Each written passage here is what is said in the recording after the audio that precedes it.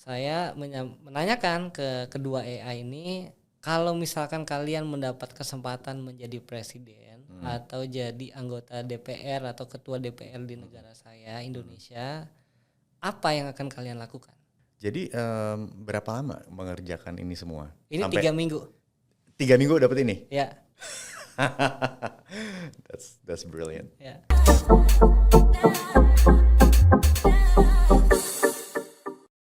Hi, welcome to another edition of We the Future podcast. Still with me, Yasha Hattab. Again with me, Yasha Hattab.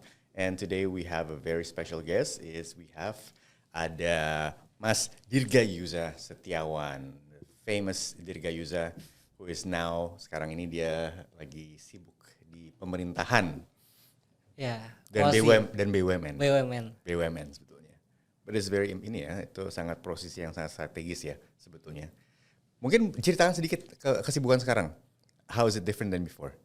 Before we go into the book. Oh ya, jadi bulan Februari tahun ini saya dapat tugas dari Pak Menteri BUMN, Pak Erick Thohir dan Pak Wamen waktu itu Pak Pahala Mansuri untuk bantu transformasi BUMN pangan. Jadi mungkin tahu ya, dulu BUMN itu tidak di holding-holdingkan.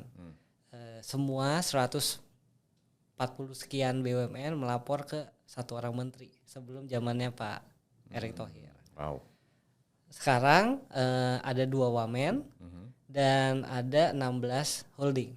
Nah, salah satunya adalah holding pangan, di mana PT RNI itu diminta untuk menjadi holding pangan. Di bawahnya ada BUMN yang pernah menjadi BUMN sendiri. Misalkan ada PT PPI, PT Garam, PT Berdikari, PT Perindo, PT SAS sekarang jadi di bawah PT RNI. Kita sekarang punya brand namanya ID Food. Nah, jadi kalau holding lain ada Defend ID, ada Mind ID, kita ID Food. Okay. Good luck with that. Ya. Ini kayaknya kalau dari deskripsi tadi adalah sebuah sesuatu yang sangat kompleks dan mungkin inefficient. Dan itu sesuatu yang dari zaman dulu karena ada historisnya kalau gitu ya. Mungkin ada banyak solusi-solusi yang bisa dipecahkan juga dengan teknologi seperti AI. Not in every way. Perlu human juga. Tapi I think let's go into that karena We the Future adalah sebuah podcast tentang the future and the future is now. Nah, di depan kita sekarang ada sebuah buku dengan judul 100 ide untuk presiden dan DPR baru. Alright, first of all, ini buku dari Mas Yuza ya? Kenapa buku ini Saya ada? dan 2 AI, lebih tepatnya. Oke, Mas Yuza dan 2 AI. Kenapa buku ini ada? Apa alasan dari eksistensi buku ini? Jadi di bulan Juni kemarin saya baca satu laporan khusus di Kompas. Saya juga tulis di buku ini bagian belakangnya. Di laporan khusus itu menyampaikan bahwa 2024 ini para kandidat dinilai oleh harian Kompas masih miskin gagasan. Jadi apa sih yang mau dibawa ke pemilu ini dan kenapa pemilu ini harus exciting buat masyarakat. Jadi Kompas menilai belum ada nih ide-ide baru yang ditawarkan oleh para kandidat calon presiden atau calon DPR RI ke ruang publik untuk dibahas dan diperdebatkan atau dikupas lah. Nah, dari situ kebetulan di bulan Juni itu juga OpenAI sudah lumayan oke. ChatGPT-nya udah versi 4 kalau salah. Lalu Google juga nggak mau kalah, punya AI baru namanya Bard yang udah mulai bisa bikin tidak hanya balasan dalam bentuk teks tapi juga membalas dalam bentuk tabel, graf dan lain-lain. Jadi saya menanyakan ke kedua AI ini, kalau misalkan kalian mendapat kesempatan menjadi presiden atau jadi anggota DPR atau ketua DPR di negara saya Indonesia, apa yang akan kalian lakukan? Apa ide gagasan baru yang akan kalian bawa ke kontestasi 2024 sebagai calon presiden atau calon anggota dewan? Kalau mereka bisa ada di kertas suara. Nah, ternyata jawaban yang dikasih itu cukup menarik buat saya. Dan berbeda dari dua AI tersebut. Dua AI itu punya jawaban yang sama. Itu cukup menarik juga. Jadi saya tanya promptnya sama, terus jawabannya kurang lebih sama.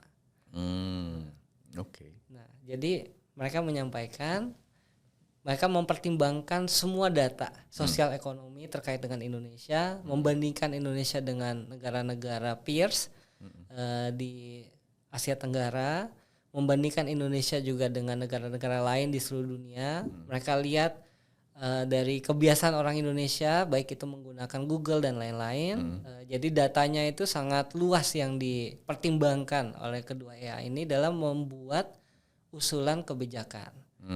Lalu mereka menyampaikan, kalau saya maju jadi presiden, saya akan fokus pada hal-hal berikut. Yang pertama menurut mereka adalah kualitas dari sumber daya manusia kita, manusia Indonesia. Jadi itu dimulai dari gizi. Jadi mereka berdua bersepakat bahwa pemenuhan gizi masyarakat dan kesehatan masyarakat itu should be yang nomor satu dulu. Yang kedua adalah meningkatkan kualitas pendidikan di Indonesia. Baru setelah itu bicara soal ekonominya. Karena menurut mereka there's no economy without people. Kalau orang yang nggak sehat, forget it. Kalau orang yang nggak pinter juga forget it. Gitu. Jadi sangat menarik gitu cara berpikir yang disampaikan oleh kedua AI ini. Nah terus kan itu masih agak abstrak ya. Kan mungkin Mas juga pernah coba pakai ChatGPT sama Bard, jawaban mereka nggak langsung konkret. Tapi jawaban mereka itu akan konkret ketika kita bisa memberikan prompt yang konkret juga. Jadi saya balas, oke, kalian bilang seperti ini. Kalau begitu kasih saya ide-ide kebijakan dengan kriteria berikut. Pertama, relevan untuk diimplementasikan di Indonesia. Yang kedua, sudah pernah diimplementasikan di luar negeri. Dan yang ketiga, sudah terbukti sukses di luar negeri tersebut. Nah, saya minta case study-nya. Nah, akhirnya muncul tuh berbagai macam ide kebijakan yang semuanya sudah ada di luar negerinya. Sudah ada negara lain yang mengimplementasikan dan menurut mereka relevan untuk diimplementasikan di Indonesia. Nah, ini jadi sangat konkret. Kenapa? Karena di kita dan juga di negara-negara lain ketika membuat kebijakan kita sering melakukan studi banding sama negara lain yang sudah mengimplementasikan kebijakan serupa. Dan ini jadi konkret banget ketika kedua AI ini juga bisa memberikan dasar hukum yang berlaku di negara tersebut. Misalkan apakah ini keputusan Mahkamah Konstitusinya, apakah ini keputusan presidennya, apakah ini undang-undang yang dibuat oleh DPR-nya. Jadi kita nanti bisa melihat langsung secara detail teknis setiap ide kebijakan tersebut. Sebagai contoh, ada dari 100 yang saya tuangkan dalam buku ini, ada beberapa nih yang menurut saya menarik banget. Pertama, misalkan menurut mereka kita keliru memberikan BLT, bantuan langsung tunai kepada masyarakat tanpa syarat. Mereka kasih contoh di negara-negara lain yang BLT-nya sukses, semuanya dengan syarat. BLT bersyarat. Contoh misalkan di Brazil. Brazil punya program namanya Bolsa Familia, itu adalah BLT bersyarat. Untuk bisa mendapatkan uang tunai BLT tersebut, seorang kepala keluarga harus membuktikan 3 hal. Pertama, dia harus buktikan bahwa anaknya itu sudah vaksin lengkap. Oke. Yang kedua, dia harus buktikan anaknya hadir di sekolah 80% atau lebih attendance rate-nya. Terus yang ketiga, dia harus bawa bukti bahwa dia setiap tahun pergi ke dokter gizi membawa anaknya, dan dokter gizi itu bilang anaknya itu dapat gizi yang cukup. Nah, dengan begitu BLT ini ketika diberikan kepada yang berhak, mereka juga mikir ini supaya sustain, supaya saya dapat BLT lagi, ya saya itu 3 syarat itu harus terpenuhi. Dan itu menjawab yang tadi AI-nya bilang, kalau fokus pertamanya harus memastikan kesehatan masyarakatnya dulu. Jadi contohnya salah satunya BLT bersyarat itu. I see. Dan itu mempertunjukkan kondisi Indonesia semuanya saat ini ya? Iya, menurut mereka saat ini kayak misalkan BLT itu banyak juga dipakai buat beli rokok atau hal-hal konsumtif lain yang mungkin nggak langsung bisa membantu keluarga itu in the future gitu. Jadi tidak karena tanpa syarat, jadi tidak, mungkin dalam tanda kutip tidak bertanggung jawab kalau dari kacamatanya. Cuman we can't say that karena bukan bahasanya mungkin kurang efektif lah. Kurang efektif ya. Gitu. Ya, oke. Apakah ada kemungkinan di mana mungkin studi-studi yang dilakukan di dalam negeri mungkin dalam bahasa Indonesia yang mungkin hanya teronggok di perpustakaan gitu? Nggak, masuk juga. Itu masuk juga. Jadi dengan pakai 2 AI ini kita itu seperti udah baca semua jurnal. Karena mereka mempertimbangkan dalam memberikan saran atau jawaban ke kita, itu mereka mempertimbangkan semua sumber itu. Bahkan kalau di BART kita bisa minta dia untuk kasih langsung link terhadap semua data yang dia pakai. Gitu. Jadi itu juga membantu untuk kita tidak black box ya, ketika mendapat jawaban dari AI kita bisa ngecek langsung ke sumber-sumber yang dipakai. Oke. Gitu. Jadi berapa lama mengerjakan ini semua? Ini 3 minggu. 3 minggu dapat ini? Ya. That's brilliant. Ya. Oke, ini menarik sih sebetulnya. Ini kan di era di mana I think one of the big headlines untuk para netizen ya at least tahun ini adalah toko Gunung Agung tutup gitu. Tapi ini malah nyetak buku gitu. Apakah ada format online atau format TikTok atau format online yang lain gitu? Ini kita ngomong mengenai ini ya, mengenai bagaimana masyarakat bisa menyerap ideas, apalagi ini ada 100 brilliant ideas yang di curate ya, yang di curate, yang di generate sama Mas Yuza, yang track recordnya sudah tidak bisa dibantah lagi nih. Ya, jadi memang kita dalam nulis buku ini kan bukan buku pertama saya, Mas. Ya. Ini buku ke 12 pakai nama sendiri. Kalau nama orang lain udah ya mungkin ke 30 kali. Nah, jadi kita harus memahami bahwa orang Indonesia pada umumnya ya, kalau kita ratakan semua itu membaca buku non fiksi itu rata-rata 6 halaman per tahun. Ya. Jadi nggak banyak. Nah, oleh karena itu dalam nulis buku ini saya juga bikin formatnya sangat mudah untuk orang bisa baca. Jadi kalau dia males baca, saya bahkan tulis di halaman paling belakang, di cover belakangnya, buat pembaca yang tidak mau membaca bisa hanya baca daftar isinya aja. Jadi di daftar isinya itu saya bikin udah kesimpulan. Ini 100 ide tuh ini aja gitu. Ini dan misalkan idenya apa, negara mana yang pernah mengimplementasikannya atau sedang mengimplementasinya. Negara apa, kebijakannya apa, itu ada di negara mana. Itu udah di daftar isi semua udah terjawab. Ini boleh saya buka? Iya boleh dong. Okay. Nah, ini, terus untuk Wir.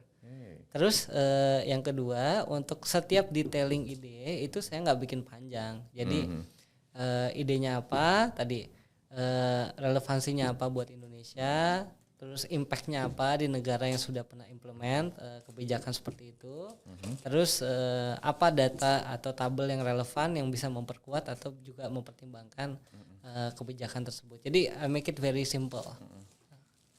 Okay. Nah, kuncinya sih di situ. Dan memang ini juga saya bikin Creative Commons license. Jadi orang bisa download dari IG saya, itu bisa langsung PDF-nya bisa dibaca. Ya. Nice. Dan ini memang saya bikin formatnya tuh untuk dibaca di layar smartphone pada umumnya gitu. Oke. Gitu. Nggak ini ya, nggak terlalu padat. Nggak teksti ya. Yes, nggak teksti, nggak ini kayak poin-poin. Ya. Oke. Karena saya pikir buku ini kan juga saya tujukan ke para calon presiden dan juga para calon anggota DPR yang maju, dan mereka juga mungkin nggak punya waktu untuk baca terlalu detail gitu. Jadi ini formatnya format pointers debat. Okay. Ini menarik nih, pajak minuman mengandung gula. Ini yang masih belum diimplementasi. Ini topik yang sering saya bicarakan juga. Ini semua ide yang ada di sini semua yang belum ada di Indonesia. Tapi di negara lain udah ada dan sudah sukses. Jadi ini ide-ide ini belum ada di Indonesia. Semuanya belum ada. Diimplementasi ya. Belum ada.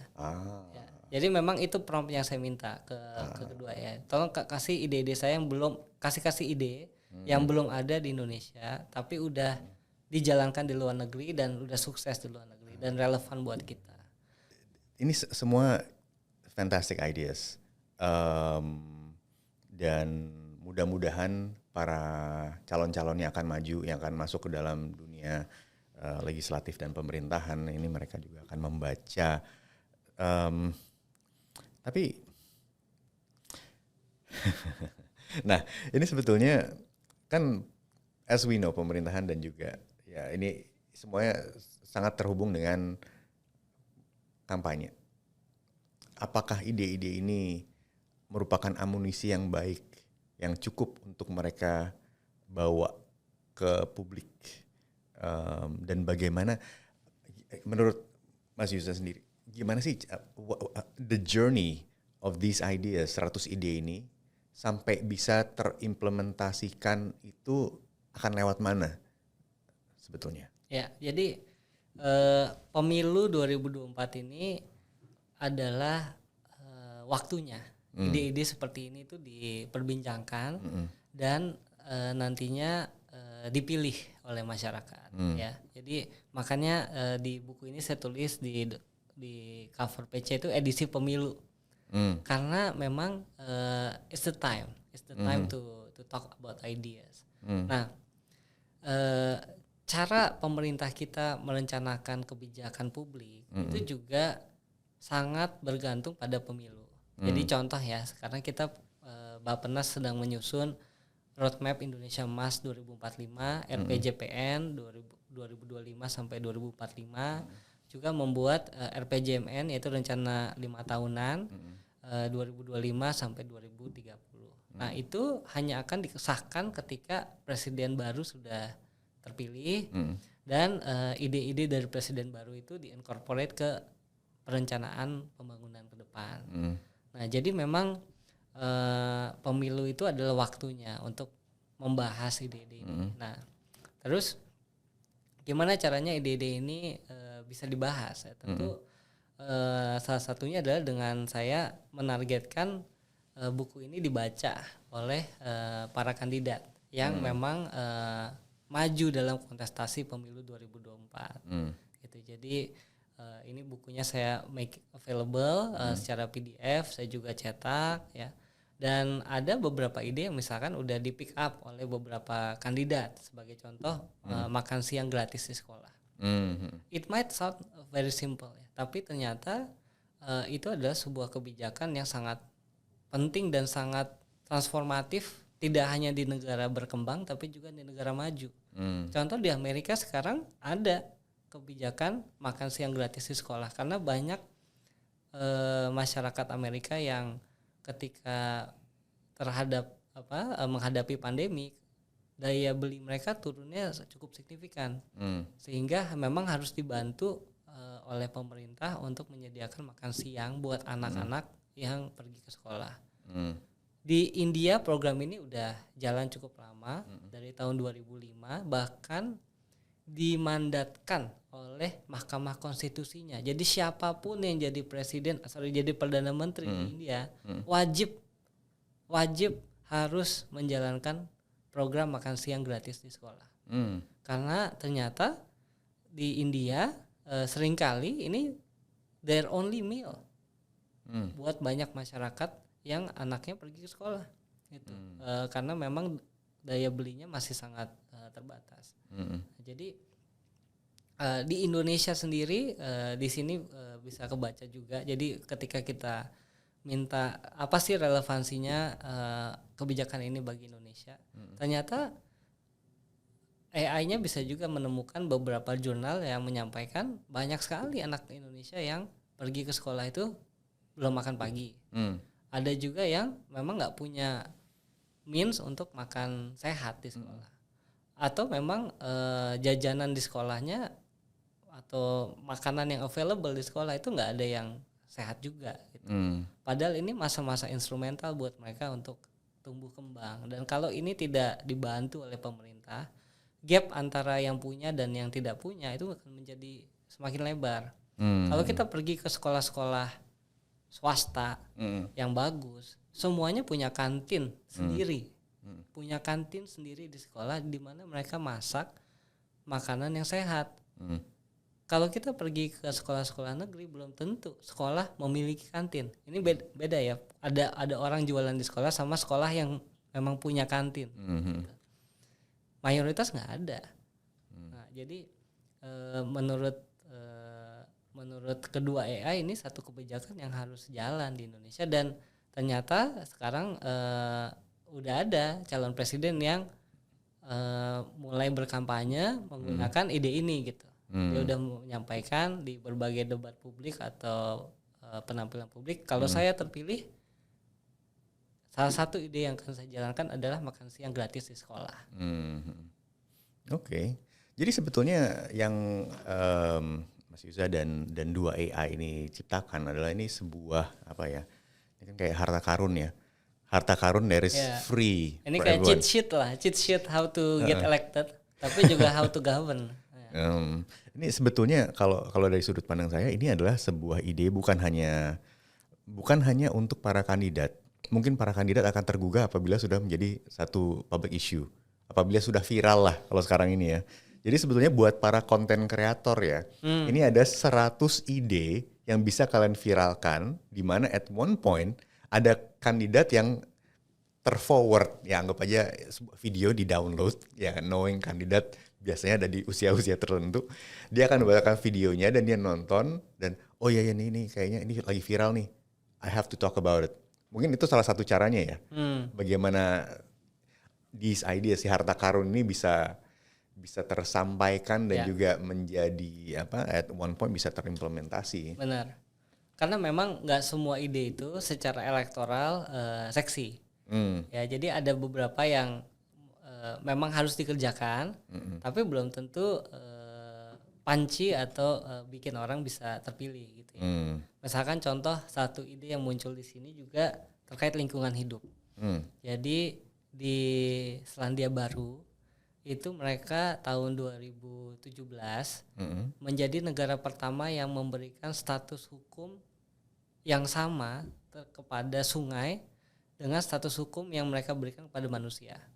Gimana tuh, Mas? Jadi di Selandia Baru mulai 2017 salah satu sungainya itu bisa berkontrak dengan manusia atau dengan entitas badan hukum.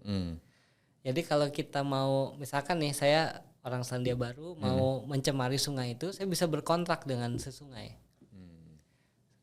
Saya mau cemarin kamu ya sekian banyak selama sekian tahun. Si sungai bisa bilang, oke, boleh, tapi kamu bayar sekian. Dan ada yang mewakili sungainya ya, juga. Yang mewakili adalah itu. Dewan adatnya, dewan adat yang memang selama ini turun temurun tinggalnya di sekitar situ. Nah, si sungai itu juga bisa nuntut seperti halnya manusia bisa nuntut korporasi atau nuntut manusia lain.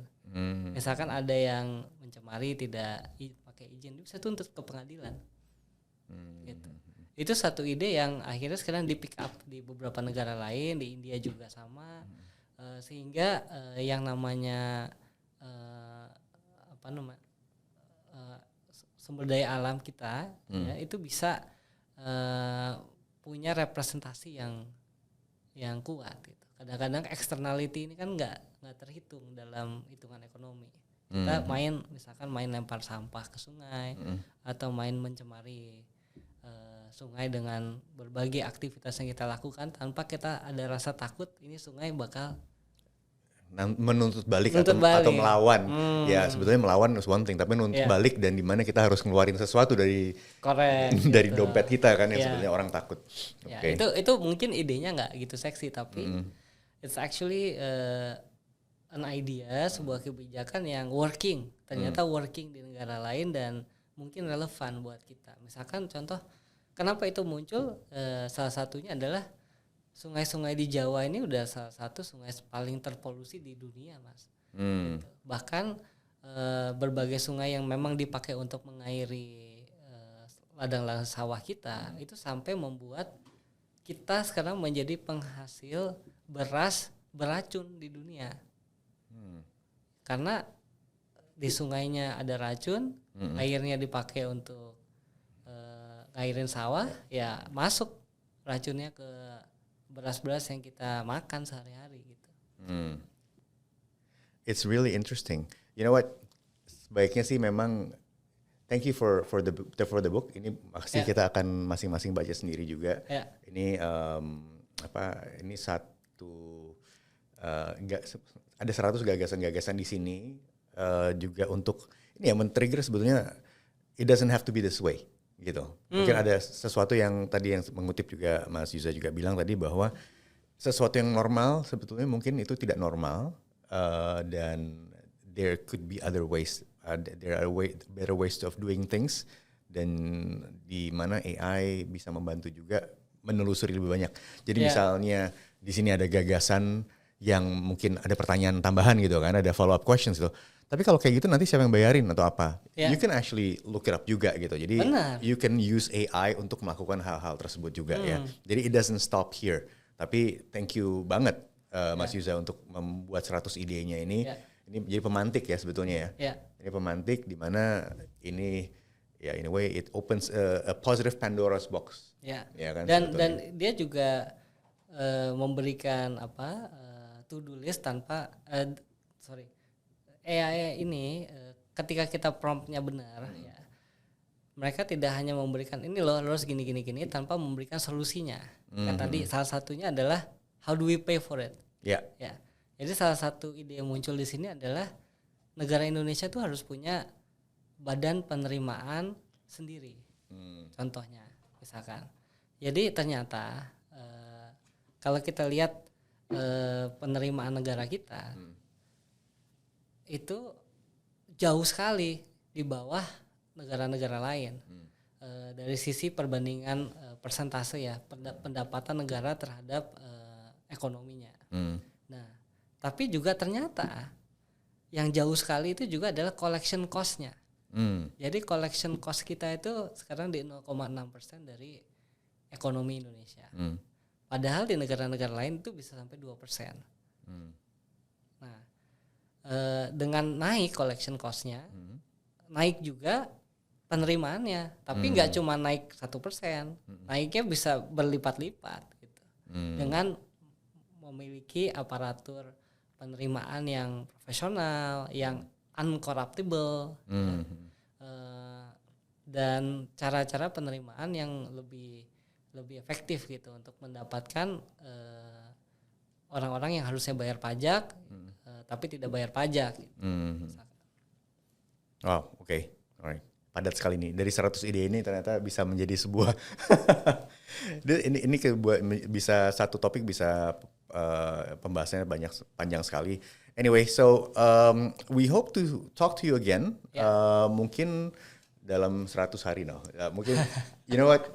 it's interesting to talk again to you. Mungkin di tahun 2024 dari semua setelah pemilunya selesai mungkin kita coba cek ada berapa banyak dari 100 ide ini yang menjadi jadi kampanye dari beberapa kandidat dan sukses dan how far it has gone.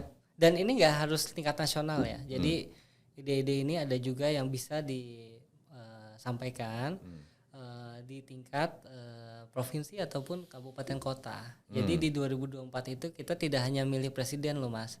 Kita milih anggota dewan di tingkat pusat, tingkat provinsi dan juga tingkat kabupaten kota. Selain itu di bulan November atau September nanti tergantung keputusan pemerintah, kita juga milih gubernur, wali kota, bupati.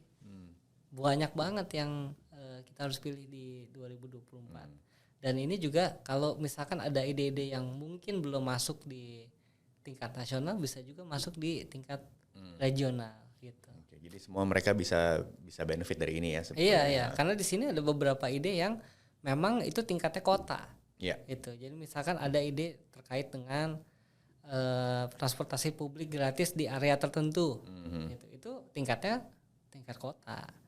Terus misalkan ide untuk high occupancy vehicle lane, jadi ada jalur khusus untuk mobil yang isinya lebih dari satu atau lebih dari dua. Ya, lebih dari sekian orang, itu juga tingkat kota idenya. Gitu.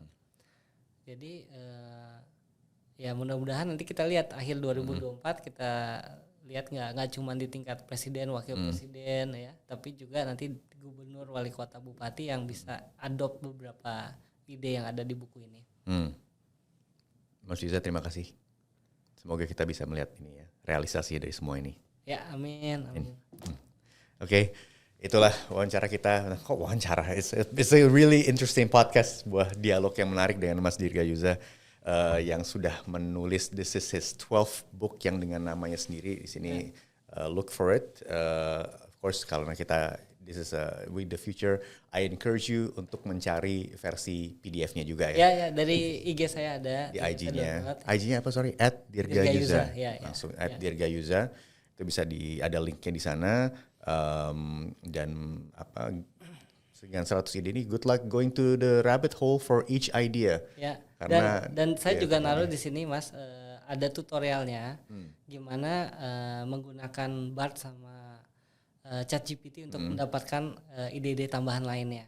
Jadi sebenarnya ide masih lebih banyak. Saya kasih tutorial di buku ini caranya gimana supaya pembaca yang kritis dan kepo itu bisa nyoba sendiri. Okay, very good. Yeah. Sharing is caring. Yeah. Thank you, Mas Dir. Mas Yuza. Thank you. All right, we'll see you again next podcast of We the Future. I'm Yasha Hattab. See you next time.